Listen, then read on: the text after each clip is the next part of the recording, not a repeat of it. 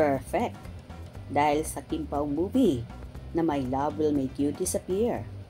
Jones Bridge sa Manila, lalong pagagandahin.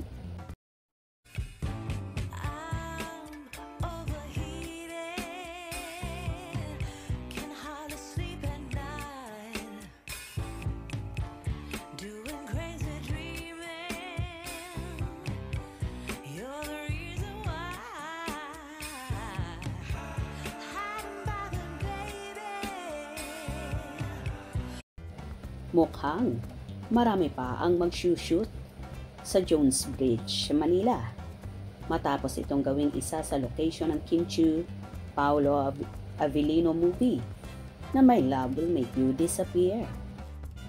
Ayon kay Dr. Cecilio Pedro, ang Honorary President ng Federation of Filipino-Chinese Chambers of Commerce and Industry Inc., project ng samahan nila na pailawan ang tulay using laser lights sa Hunyo at simulang linisin din ang Pasig River Esplanade.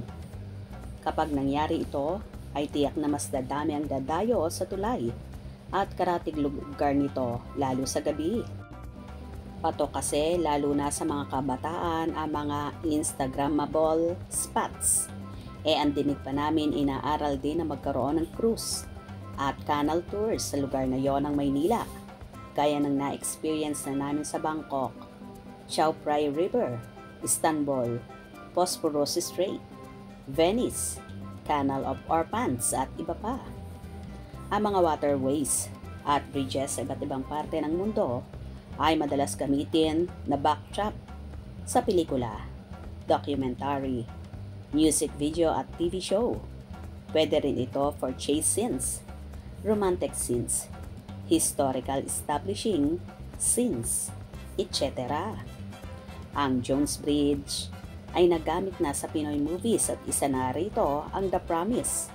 At sa TV series naman ay may mga eksena ang FPJs, Batang Quiapo at The Lost Recipe na kinunan doon.